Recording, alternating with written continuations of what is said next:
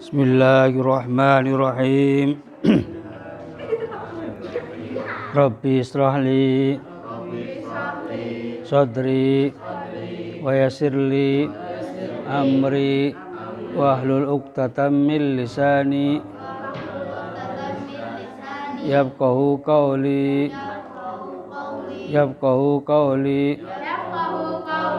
birahmatika ya arhamar rahimin. Dari mulai pertama abtadiul. Bismillahirrahmanirrahim. Abda'u bismillahirrahmanirrahim wa birahimita imil isani alhamdulillahi qadimil awali wal akhiril baqi bila tahawuni masalatu wa salamu sarmada ala nabiyil mu'riman qad wahada wa alihi wa sahbihi wa man tabi sabila dinil haqqi ghairu mumtadi wa'lam bi wujubil ma'rifah min wajibil lillahi irsifah wallahumma judun qadimum baqi mukhalifu lil khalqi bil itlaqi wani wa wahidun wahid qadirun limum bi kulli syai' sami'um wal mutakallimu usibatun atun tang tazimu putratun tatun sam'u basor ayatun lamun istamar wajaizun bifad li wa adlihi tarkul mumkinin arsala anbiya dawil fatana bisidki wa tablighi wa jaizun fi haqqihim min arabi bi ghairi naqsin ka khafifil marad. Ya, sampai situ. Mengetahui tentang sifat-sifat para nabi dan para rasul. Bismillahirrahmanirrahim. Arsala. Allah mengutus anbiya beberapa nabi. Zawi fatona yang mempunyai sifat fatona. Bisidki dengan benar. Wa tablighi dan menyampaikan perkara yang diperintah Allah. Wal amanah dan dijaga dari melakukan maksiat. Allah telah mengutus para nabi yang memiliki 4 sifat yaitu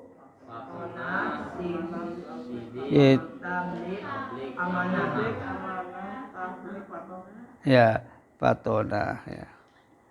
Semua orang mukallaf wajib mengetahui dan meyakini sifat-sifat Rasul yang banyaknya berapa? Yaitu pertama siddiq. Siddiq artinya apa? Rasul adalah tidak berbohong. Amanat artinya dipercaya, tidak melakukan maksiat. Tabligh artinya apa yang diperintahkan oleh Allah. Fatonah artinya cerdas pikirannya, otaknya cerdas. Jadi semua nabi selain Rasul juga mempunyai sifat wajib seperti halnya sifat wajib para roh. Akan tapi nabi tidak mempunyai sifat tabligh. Perlu dipahami bahwa Rasul itu pasti nabi, sedangkan nabi belum tentu menjadi. Nah, pendapat ini dibantah oleh Hafidz Ahmad Al-Humari. Jadi pendapat ini dibantah oleh Al-Hafidz Ahmad Al-Humari, berkata, ya, yang masyhur di dalam kitab-kitab tauhid tentang perbedaan antara nabi dan rasul, bahwa rasul adalah seorang laki-laki yang diberi wahyu dan diperintah untuk menyampaikan kepada umatnya gitu. Sedangkan nabi adalah seorang laki-laki yang diberi wahyu dan tidak diperintah untuk menyampaikan kepada umatnya. Pendapat ini adalah definisi yang salah. Tidak memahami hadis bahkan Al-Quran. Karena Allah berfirman, ya, wa ma arsalnaka min qablika mir rasulin wala nabiyyin illa idza tamanna alqasyaiton fi umniyati fayansahullah ma yulki syaiton tsumma yuhkimullah ayati wallahu hakimun wallahu alimun hakim. Bantahannya Quran surat Al-Hajj ayat 52. Tadi kan definisinya kalau nabi tidak diperintahkan menjadi tabligh, ya kan? Nah, artinya tidak menyampaikan daripada apa yang telah dia terima. Tadi kan keterangannya semua nabi selain rasul juga mempunyai sifat wajib seperti halnya sifat wajib para rasul. Akan tetapi nabi tidak mempunyai sifat tabligh. Ya. Nah, perlu dipahami bahwa rasul itu pasti nabi. Rasul pasti nabi. Sedangkan nabi belum tentu menjadi rasul. Ya, gitu. Definisi bawahnya, adapun yang disebut nabi ialah orang laki-laki yang diberi wahyu oleh Allah tetapi tidak diperintah untuk menyampaikan risalah kepada umatnya. Ya.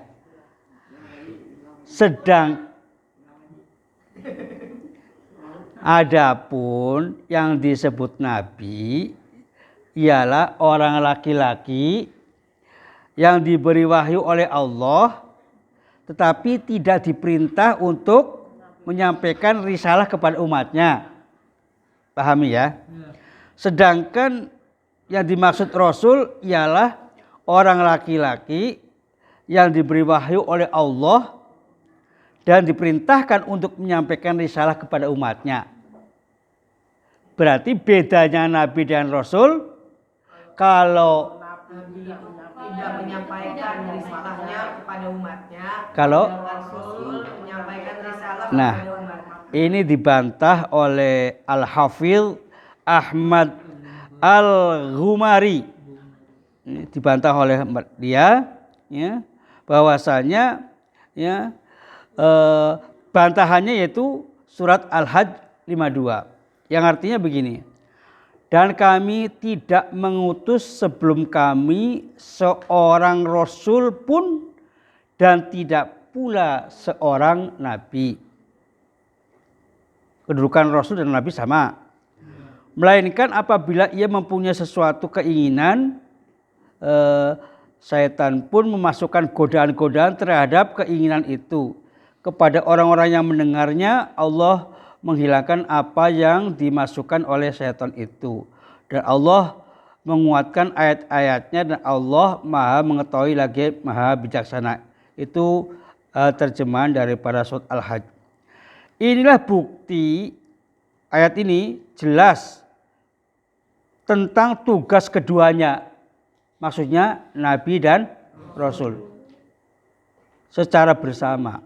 Nabi dan Rasul secara bersama. Maka apabila artinya suatu tugas tanpa adanya perintah untuk menyampaikan, apa artinya? Apa artinya suatu tugas tanpa adanya perintah untuk menyampaikan? Hanya untuk sendiri, nggak disampaikan kepada umatnya. Ini bantahan daripada Al-Hafidh Ahmad Al-Ghumari. Selanjutnya Syekh Al-Ghumari menyatakan bahwa wa kana nabiyyu yub'atsu ila qaumihi khossah wa bu'itsu ila nasi kafah. Seorang nabi itu hanya diutus untuk kaumnya saja, dan aku Muhammad diutus untuk seluruh manusia. Bedanya nabi dengan rasul. Kalau nabi tadi apa? Kepada kaumnya saja. Diutus untuk kaumnya saja. Berarti kan punya kaum yang tadi tugas untuk menyampaikan disampaikan kepada kaumnya, bukan? Nah, dan aku Muhammad bukan hanya kaumnya saja, tapi seluruh umat manusia di dunia terbatas. Ini hadis ini diriwayatkan oleh Imam Bukhari. Jadi pengertian yang selama ini bahwa Nabi, bedanya Nabi dan Rasul. Nabi bilang tadi untuk apa? Hanya untuk dirinya sendiri. Ya. Tidak mempunyai sifat tabligh. Bahwa Rasul itu pasti Nabi, sedangkan Nabi belum tentu menjadi Rasul. Lah, ini bantahan daripada Al-Hafidh Ahmad Al-Ghumari telah membantahnya dengan surat Al-Hajj dan hadis Nabi Muhammad SAW riwayat Al-Bukhari. Jadi Nabi dan Rasul sama-sama bertugas menyampaikan wahyu kepada umatnya. Ya kan?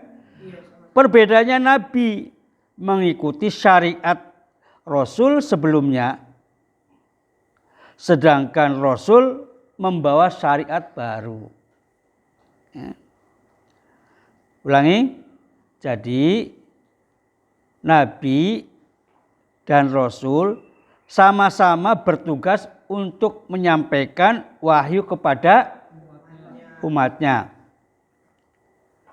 Perbedaannya, Nabi mengikuti syariat Rasul sebelumnya. Rasul yang perlu diketahui ada berapa?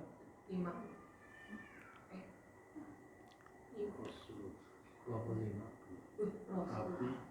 Jumlah Nabi ada berapa semuanya?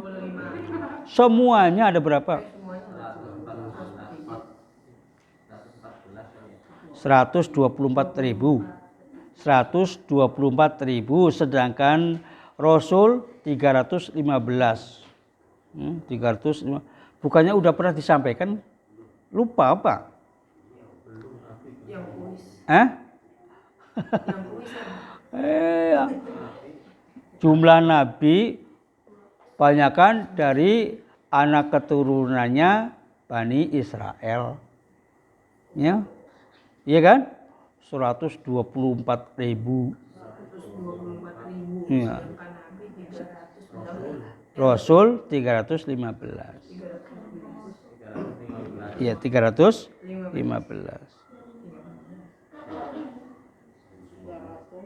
Hah? Ya. Catatannya udah hilang ya catatannya.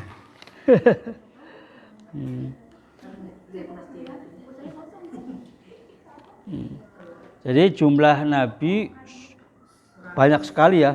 Berapa? 124.000. Sedangkan Rasul yang wajib diketahui nabi ada berapa? 25. Ya. Sedangkan Rasul 5 yang ulul azmi.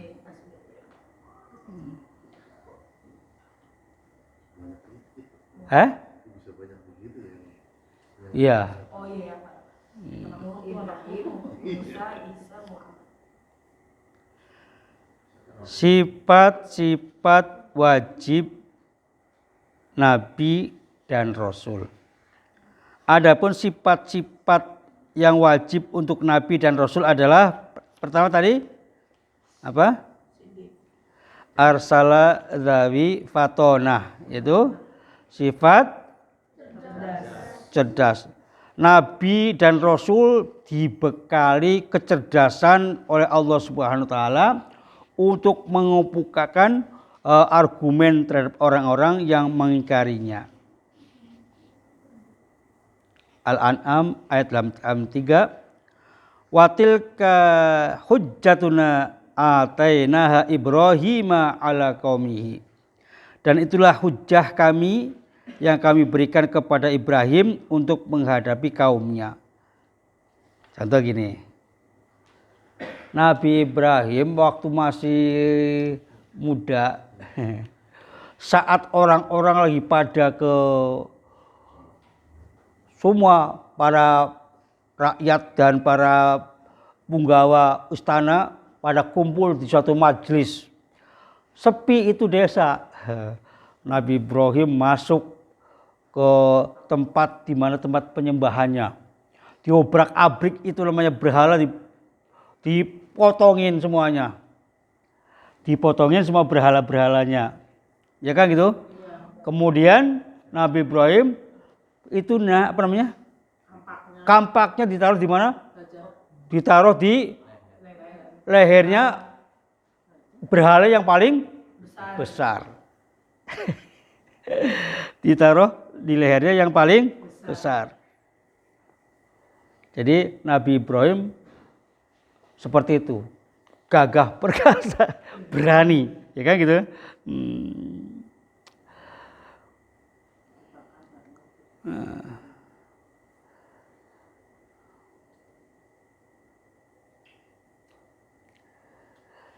Nabi Ibrahim juga pernah berbohong juga kedua kalinya. Yang tadi pertama ya. Yang kedua, perkataan Nabi Ibrahim bohong itu saat Ibrahim sama istrinya dipanggil sama Raja Mesir. Nanti ngomong ya sama rajanya bahwa kamu bukan istri saya tapi bilang saudara saya. Dalam hati Ibrahim yang dimaksud saudara oleh Nabi Ibrahim adalah bukan saudara dalam nasab tetapi saudara dalam satu agama dengan tujuan menjaganya dari siksa penguasa. Soalnya nanti kalau Nabi istrinya bilang saya istrinya, nanti diambil sama Raja Mesirnya itu tadi.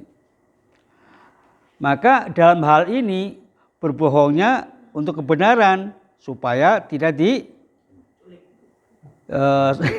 supaya tidak apa? Supaya tidak diambil oleh rajanya Mesir. Maka beliau tidak bohong sesungguhnya, baik dari segi batin maupun dari hakikat. Beliau adalah orang yang jujur. Begitu juga peristiwa terjadi pada Nabi Ibrahim. Tadi, bal fa'alahu kabirhum hadza fas'alhum inkanu yang tikun. Ibrahim, ini siapa yang ngobrak-ngabrik ini berhala? Ya? Yang menghancurin berhala itu siapa? Ya, Ibrahim ditanya begitu. Siapa yang ngancurin berhala? Ibrahim menjawab, sebenarnya patung yang besar itulah yang melakukannya. Ya, maka tanyakan saja kepada berhala itu. Jika memang dia bisa berkata, berbicara. Paham kan ini maksudnya? Ibrahim ngobrak-abrik patung-patung yang kecil dipotongin semua. Ya kan? Kemudian apa namanya? Kampaknya taruh di mana? Di patung yang besar. Patung yang besar. Begitu ditanya, Ibrahim, siapa ini yang ngobrak-abrik, yang ngancurin ini patung semuanya? Ibrahim jawabnya apa? Patung yang paling besar itulah yang melakukannya. Oh, maka beliau tidak berbohong kan sesungguhnya?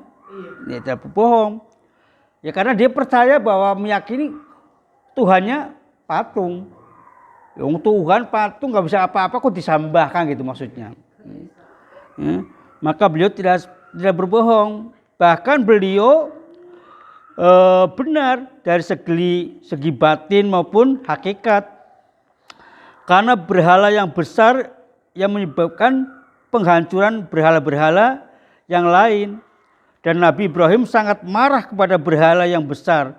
Karena pengagungan kaumnya dengan memperindah bentuk dan gambarnya. Maka beliau yang menghancurkan berhala kecil, menghinakan, membiarkan berhala yang besar. Penghancuran berhala kecil ini disandarkan kepada berhala besar secara majasi.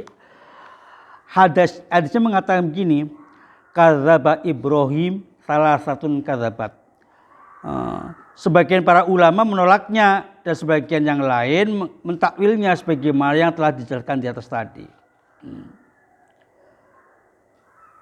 Pertama, lagi muda tadi ngobrak-ngabrik, ya, dihancurin semuanya. Siapa yang ngobrak-abrik menghancurkan patung?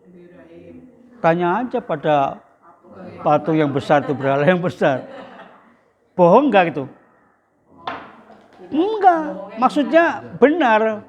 Ya kan gitu. Lah kan dia disembah Tuhannya kan gitu. Kalau ditanyain yang besarnya, lu bener enggak? Potongin anak kecil, bisa jawab.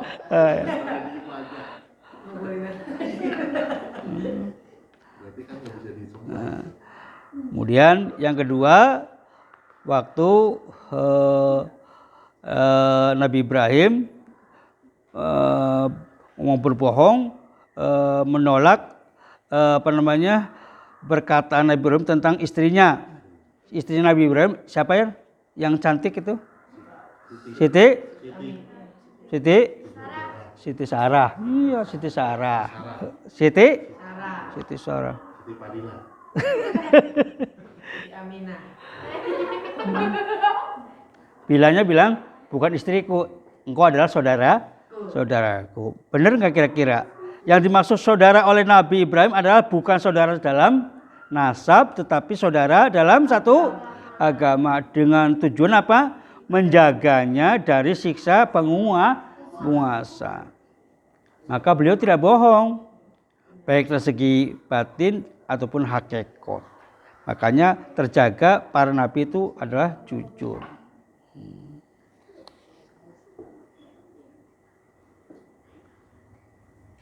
Maka terjadi di Nabi Ibrahim dibakar itu asalnya itu tadi mula-mulanya.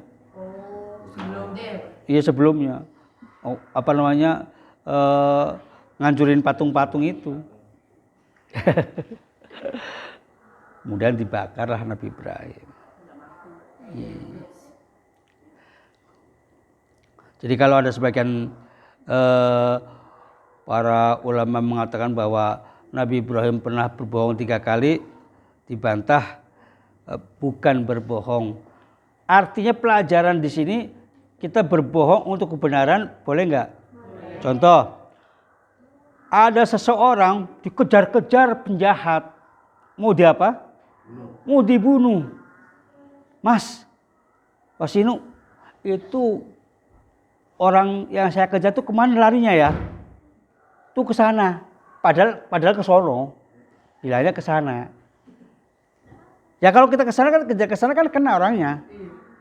Berbohong itu benar supaya menyelamatkan untuk tidak dibunuh. Berbohong untuk kebenaran boleh. Siasat lah. Ah, ngerti itu siasat. Ya. Tapi bener. Nah, Ya buat kebenaran. iya buat kebenaran. Gitu. Hmm.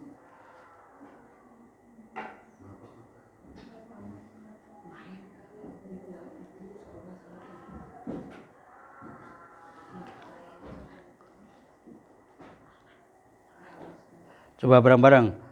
Arsala ambiya zawi fatona bisidki wa tablihi wal amanah wa jaisun fi haqqihim min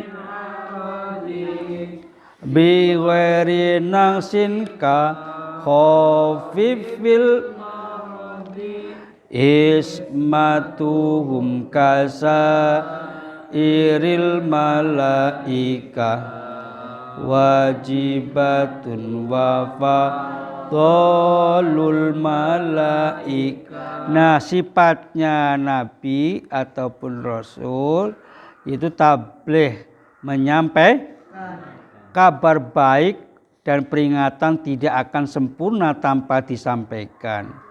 Nabi dan Rasul telah menyampaikan semua perintah dan larangan Allah kepada umatnya. Allah berfirman di dalam Quran surat An-Nisa ayat 165. Rusulam mubasysyirin wa mungdzirin li'alla yakuna linnas 'alallahi hujjatun ba'da rasul. Mereka kami utus selaku rasul-rasul pembawa berita gembira dan pemberi peringatan agar tidak ada alasan bagi manusia membantah Allah sudah diutusnya para rasul. Pertanyaannya, bagi yang tidak tersentuh oleh para rasul, para nabi, bagaimana? Kalau orang yang jauh di sana, orang apa namanya? Bukan, maksudnya orang Badui apa orang apa tuh? Itu kan tersentuh juga ya? Tersentuh oleh ajaran Islam. Ada orang pada sana, tapi kan dia nggak mau menerima dengan ajaran itu. Dia tetap keyakinannya dengan agama adat Sunda, ya Sunda ya. Sunda Wiwitan. Kalau yang tidak tersentuh, ya, di dalam surat Al-Isra dikatakan bahwasanya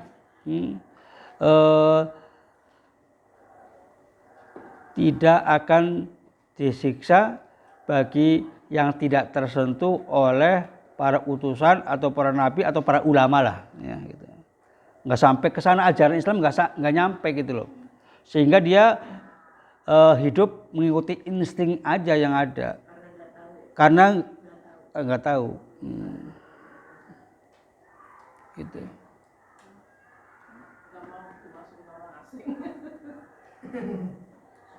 Apa sih namanya orang yang nggak pernah tersentuh? Suku Badui, apalagi? Dayak mah. Suku pedalaman. Daerah terpencil sana. Ya itu kalau nggak tersentuh, ajaran Islam nggak tersentuh, nggak nyampe ke sana, dia mengerjakan apa adanya, pakai instingnya saja, tanpa ada yang memberitahu. Nah, makanya perlunya Rasul, para nabi diutus kepada manusia untuk menyampaikan ya, pembawa berita gembira maupun berita menakutkan juga, adanya surga, adanya neraka. Tersentuh semua daerah-daerah Sumatera, daerah-daerah terpencil. Kalau misalkan begini Pak, kalau misalkan di Cina itu kan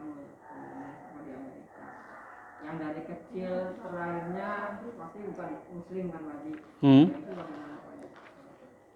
Nggak tersentuh. Nggak pernah mendengar, teknologi sudah ada, tapi mereka nggak pernah dengar aja. Nggak nyampe gitu ya.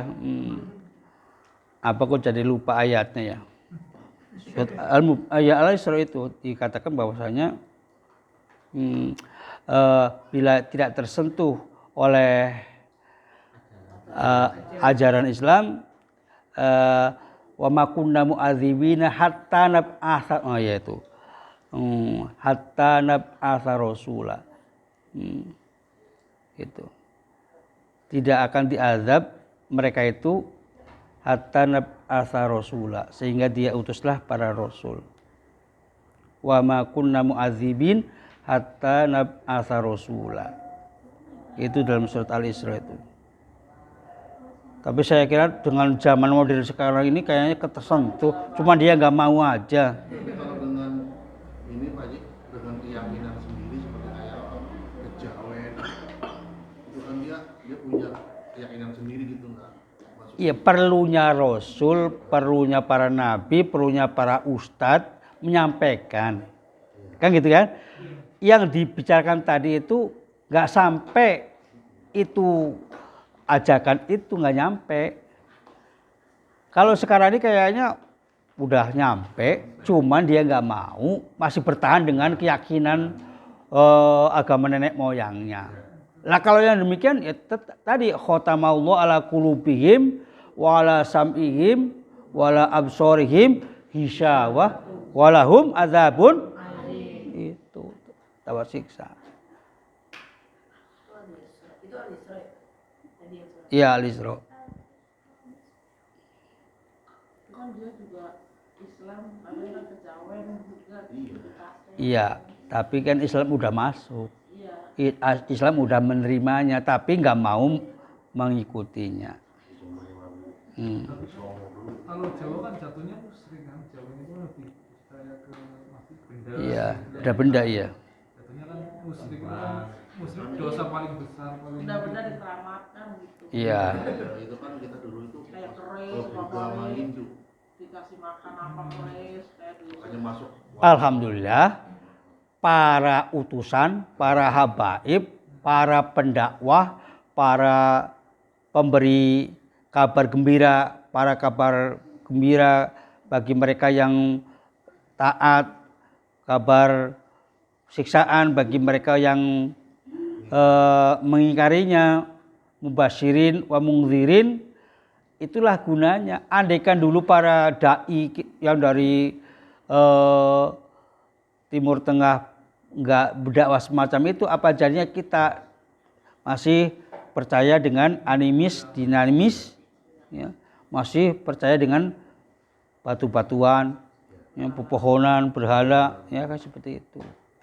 Makanya alhamdulillah, terima kasih kepada mereka yang telah mendakwah hingga ke kita ini sekarang ini. Di Bali kan katanya menganut agama Hindu. Itu tadi bahwasanya sifat wajib yang harus kita ketahui dan diyakini, sifat Rasul ada berapa tadi? Apa saja?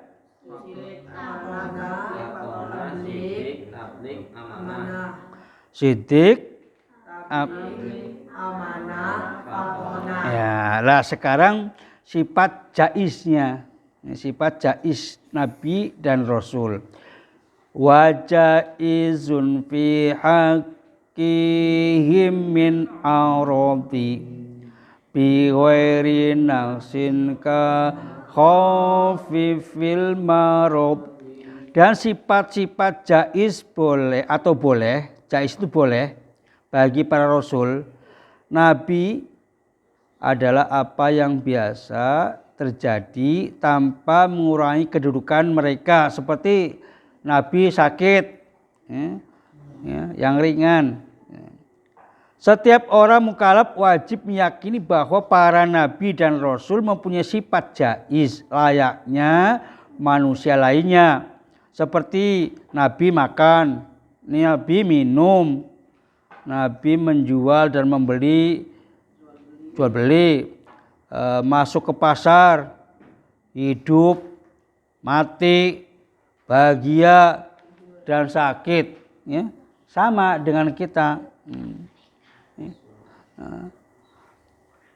Adapun ujian yang menimpa para nabi dan rasul berupa sakit, tidak sampai tidak sampai menyebabkan orang jijik kepadanya.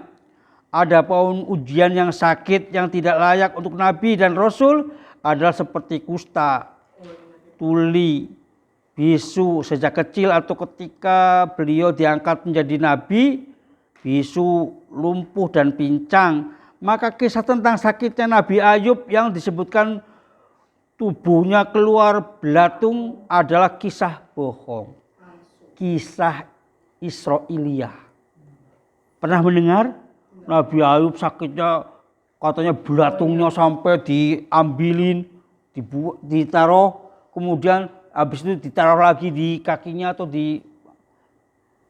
Pernah mendengar cerita itu? Pernah. Nah, itu berita bohong, berita Israiliyah, ya.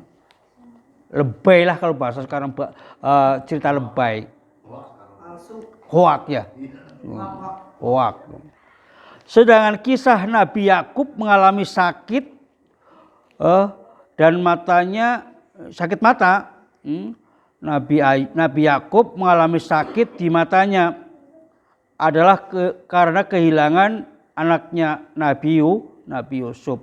Kemudian beliau dapat melihat dengan sempurna berkat mencium bajunya Nabi Yusuf yang dikirimnya. Jadi Nabi Yakub mengalami sakit mata selama beberapa hari, kemudian beliau sembuh dan hal ini tidak menghalangi beliau dalam berdakwah. Nabi Yakub sampai matanya sakit, nggak melihat gara-gara Nabi Yusuf diculik sama kakak-kakaknya, sama saudara-saudaranya, dibuang kemana? Ke sumur. Kemudian nggak meninggal. Kemudian ditemukan oleh para saudagar yang lagi mencari air. Diangkat, dikerek, dia gantung, nggak taunya orang. Malah ganteng lagi kan gitu. Tapi itu posisinya udah meninggal atau belum meninggal, belum. Ya, kemudian dijual belikan, ya kan? Dijual di kota Mesir sana. Kemudian dipungut sama dibeli sama istrinya seorang menteri. Kemudian sampai besarnya di sana. Sehingga kemudian selanjutnya terjadi ada seneng istrinya menteri itu tadi, yang namanya siapa?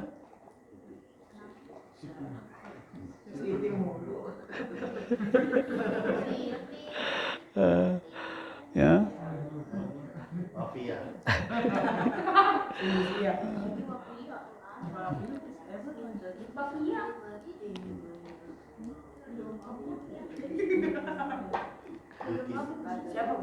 Jadi dulu juga ada berita hoak ya, berita hoak juga ada, bukan sekarang aja. Dulu juga ada berita-berita hoak sampai di pengajaran seperti ini tadi. Nah, kita harus belajar yang benar-benar ada apa tidaknya kan gitu ya kejadian itu. Kemudian Nabi dan Rasul mempunyai sifat maksum. Ismatuhum kasairil malaikah wajibatun wa fadolul malaikah. Para nabi dan rasul terpelihara seperti malaikat, adalah termasuk sifat wajib bagi nabi dan rasul. Bahkan kedudukan nabi dan rasul mengungguli kedudukan malaikat.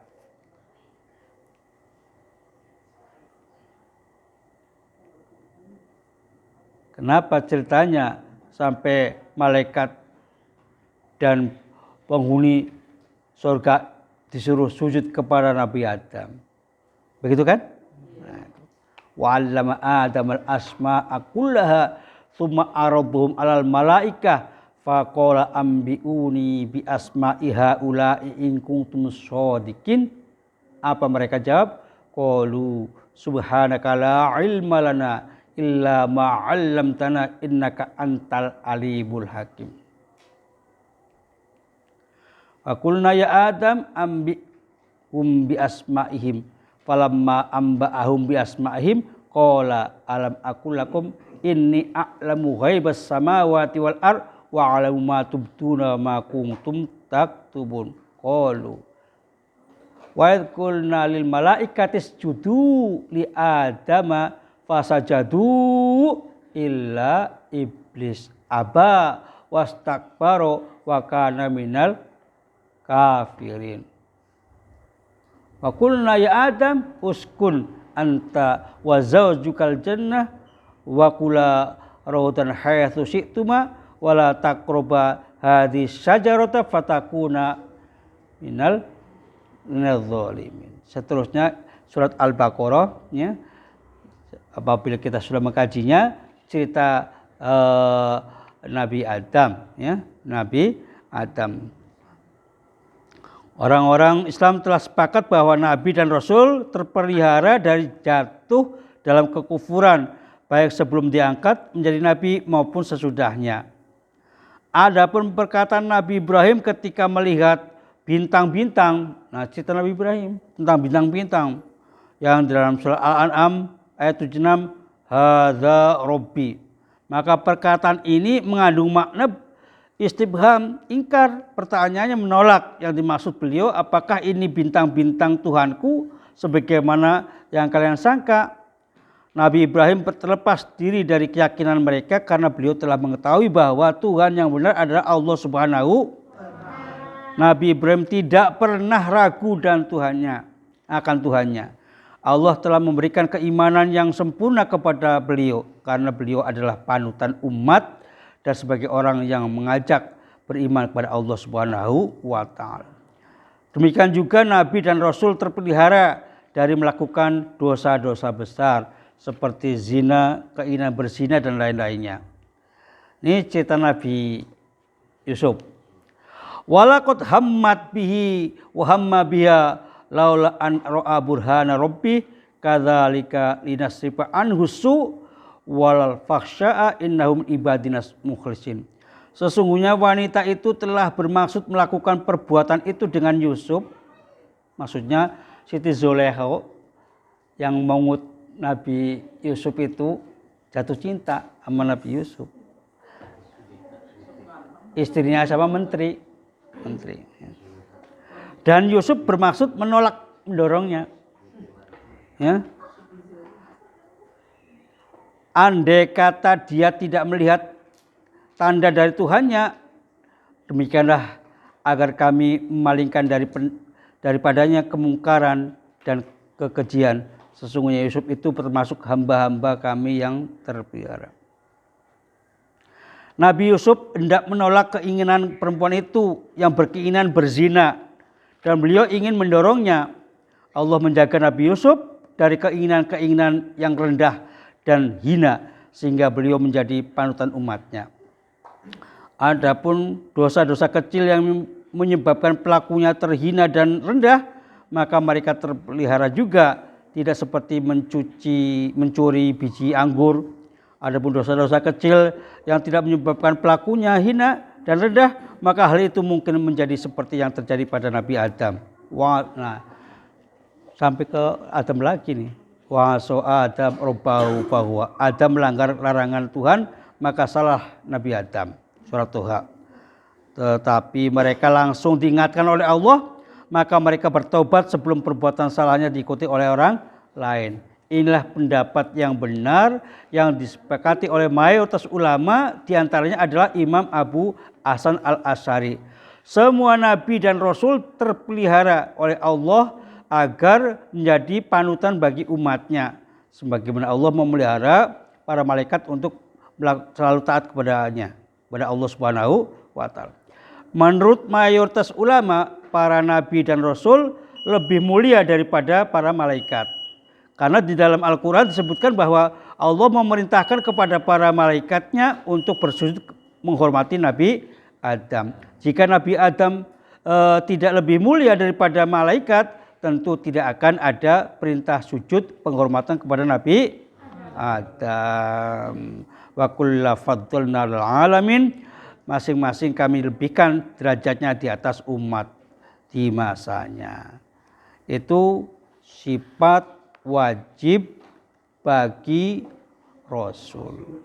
Yang harus kita yakini bahwa Rasul mempunyai 4 sifat. Sifatnya Rasul mari kita baca lagi dari Arsala.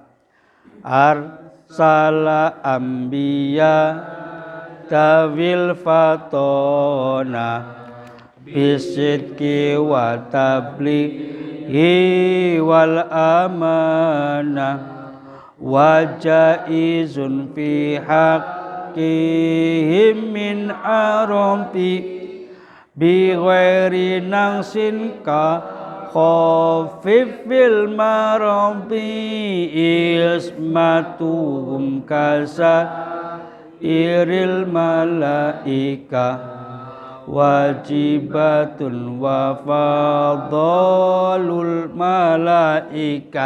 Mudah-mudahan apa yang kita kaji, apa yang kita pelajari pada malam hari ini tentang sifat para nabi dan para rasul yang telah kita ketahui, semoga bermanfaat dan dapat digunakan dalam kehidupan kita sehari-hari. Amin ya Allah ya Rabbal alamin. Demikian saja, billahi taufiq wal hidayah. Assalamualaikum warahmatullahi wabarakatuh.